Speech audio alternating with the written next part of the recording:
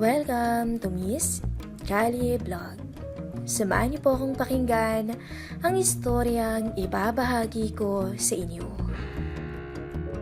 Hello, Miss Kali. Ako nga pala si Almira. Tubong Romblon ako. Napansin ko na maaari kong maibahagi ang natatangi kong kwento sa channel mo. Kaya heto ako at sinulatan kita.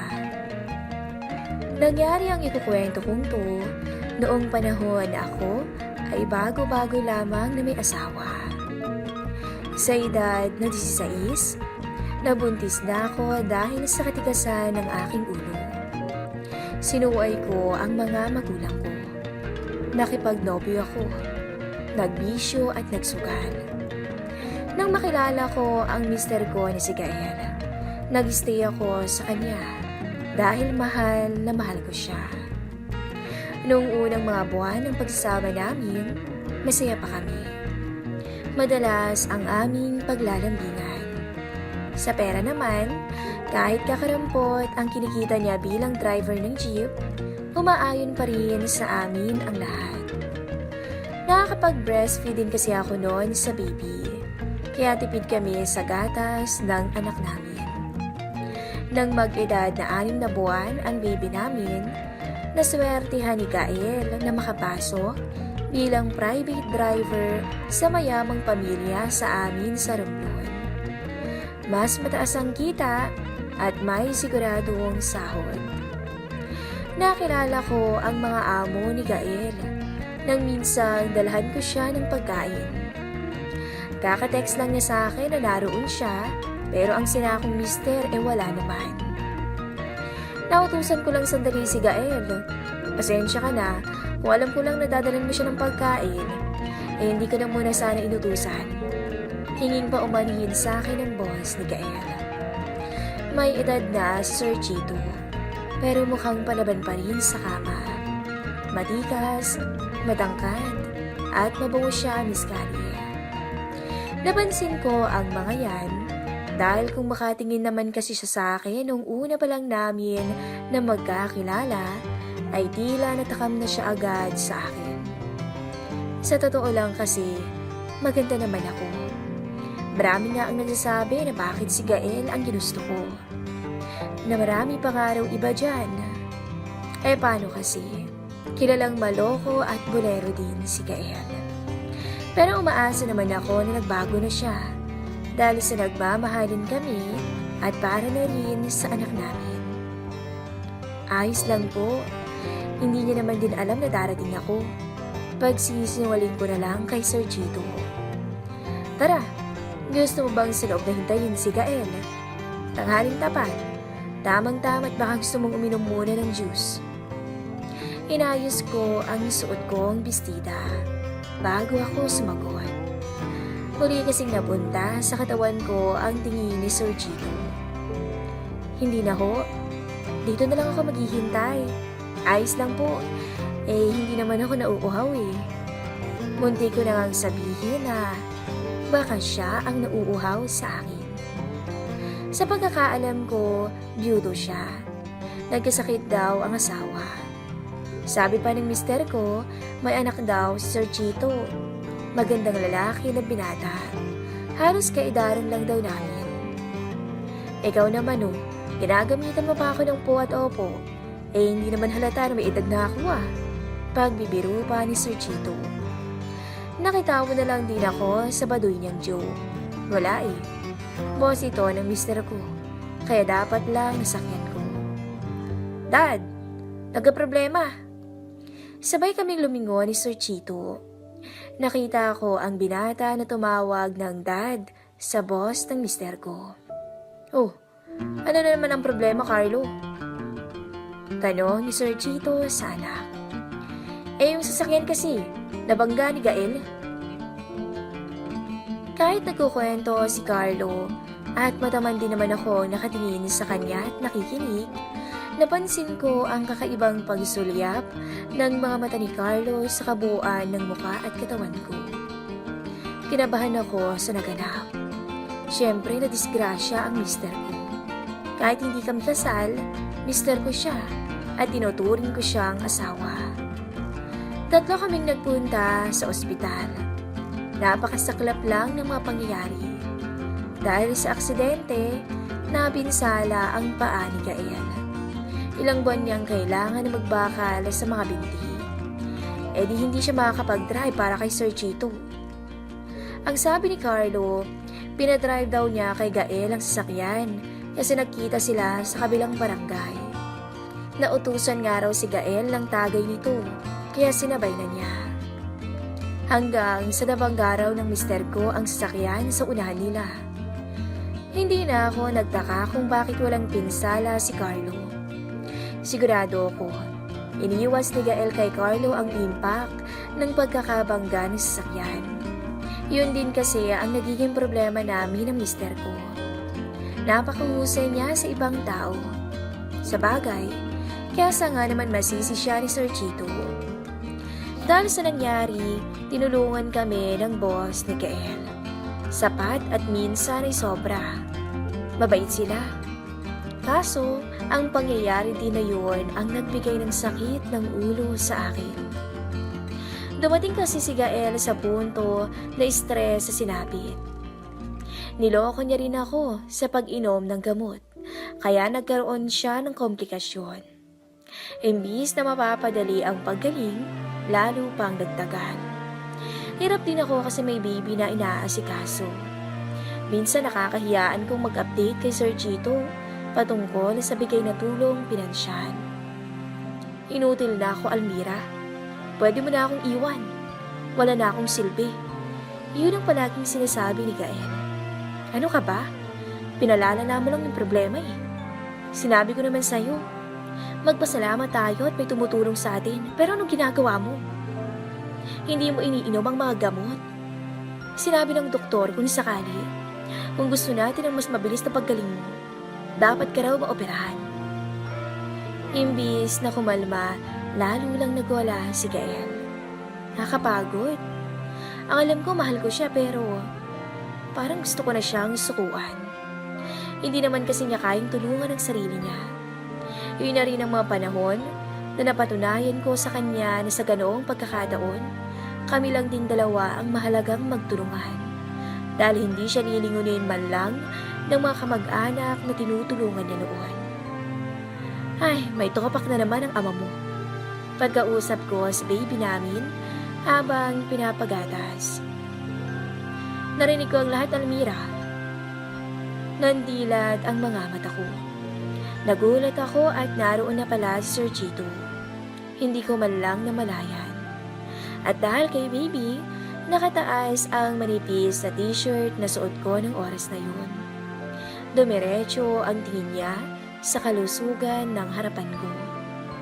Nakita kong napahaplo si Sir sa bandang zipper ng kanyang pantalon. Nakakapagtaka na hindi man lang ako nakadama ng takot kahit harapan na pinakita ni Sir na may iba siyang pakay. Kayo po pala, kakatulog lang ni Gael eh. E di mas mainam. Kumunot ang noo ko ng lapitan ni Sir Chito ang kwarto namin mag-asawa. Chinek niya kung tulog na talaga si Gael. Isasama sana kita sa bahay. Kapalit dito, yung perang pampaopera ng mister mo. Nakuha ko agad ang ibig sabihin ni Sir Chito. Gusto ko nang matapos ang paghihirap ni Gael. At gusto ko na ring manumbalik ang sigla niya. Kaya pumayag ako sa nais ni Sir Chito. Isa pa, sinabi din sa akin ng boss ng mister ko na kung papayag ako, ultimo ang trabaho niya para kay Gael, itatabi niya hanggang sa gumaling to. Sa labis na pagmamahal ko sa mister ko, binigay ko ang gusto ni Sir Chito. Inalay ko ang katawan ko. Noong una, natatakot ako at may kaunting pandidiri. Nang unti-unting bumaba ang halik ni Sir sa aking katawan. Pero nang maabot niya ang para lamang nasana sa mister ko, ay kusa akong ibinukas ang aking mga hita para ipabatid ang aking pagtugon. Naging madali ang lahat matapos noon. Naging mapagbigay ako dahil hindi naman napupuna ni Gael ang pangailangan ko sa kama nitong mga nakalipas na siya ay naaksidente.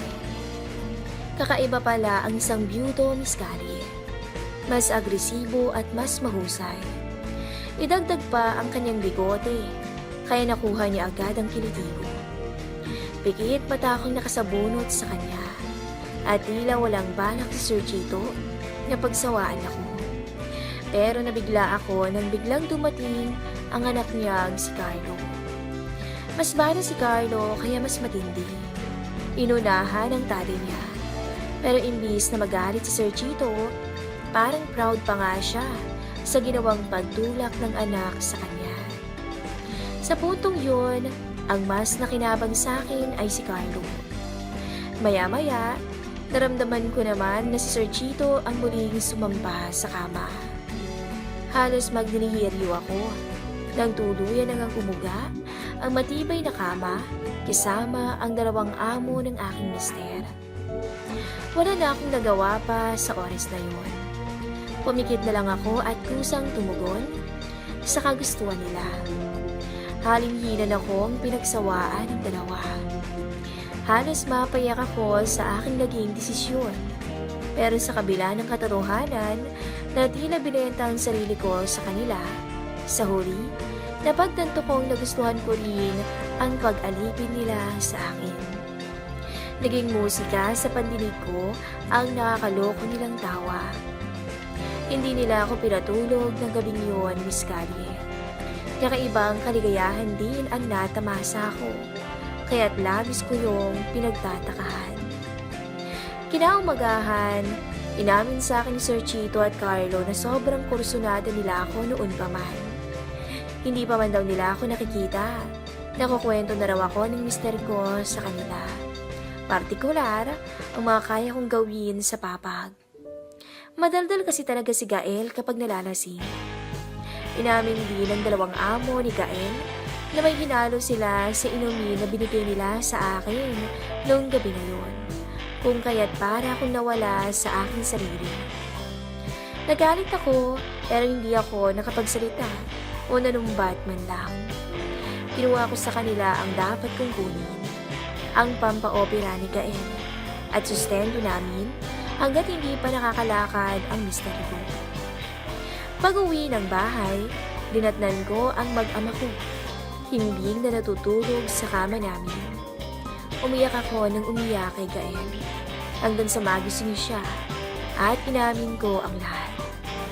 Humingi ako ng tawad sa mister ko. Noong una'y walang reaksyon si Gael. Umiyak lang din siya. Humingi rin siya ng tawad. Kung hindi daw dahil sa katangahan niya, hindi sana nangyari sa amin yun. Hanggang sa unti-unti niya akong hinalikan na para bang yun na ulit ang aming simula. Kahit nakasemento ang binti ng mister ko, pinakita niya sa akin na kaya pa niyang tugunan ang pangailangan ko bilang babae. Pinakita niya na hindi ako nakakadiri at kaya niya akong tanggapin ng buo sa kabila ng lahat. Lantang gulay pa ako nang dahil sa mag-amang Chito at Carlo. Pero nang ang mister ko na ang nagpakita ng gilas sa akin, agad na nakisama ang katawan ko. At yun na yata ang pinakamatinding pag-abot namin sa sinasabi nilang Gloria. Grabe, hirap man kami dahil sa sementadong binti ng asawa ko, hindi naging sagabal yun. Lalo pa nga namin pinursige na makarating sa dulo, kahit pawisan na kami sa hirap. Mahal na mahal ko si Gael, kaya ako nagawang pumayag sa nais si Sir Chito. Mahal na mahal naman ni Sir Chito ang anak niya, kaya pumayag siya na matikman din ako ni Carlo ng gabing yun. Habang nasa ibabaw ako ng mister ko, yun talagang iniisip ko, na ang pagmamahal ay nasa iba't ibang hugis. Iba't iba ang dahilan at pagpapakita. At si Gael, mahal na mahal niya rin kami ng anak namin. Hindi niya kasi kayang manatiling inutil at walang ginagawa para sa aming mag-ina. Hindi niya ako pinandirihan sa ginawa ko. Bagkus ay inunawa niya ako. Pagkatapos noon, hindi na namin kahit kailan pa napag-usapan ni Gael ang nagawa kong pagkakamali. Pero pinakita niya sa akin na yun na ang una't huli na malalagi kami sa ganoong sitwasyon. Matapos ang operasyon niya, nagsikap siya na mapabuti ang sarili para sa amin. Umalis kami sa Romblon at namuhay ulit ng panibagong yugto. Sa pagnenegosyo namin ginamit ang bigay na pera ni Sir Chito. Sa ngayon, patuloy na maayos ang buhay naming mag-asawa. At alam namin na malaking tulong ang paghingi ng tawad sa Panginoon sa lahat ng aming napagdaanan. Dumaan man sa atin ang unos at mapagdaanan man natin ang tinatawag nilang kapit sa patalim, ang nais ko lang sabihin ay humiling ka sa itaas at magugulat ka dahil lahat ay magiging posible. Hanggang dito na lang po ang kwento ko, Miss Kali.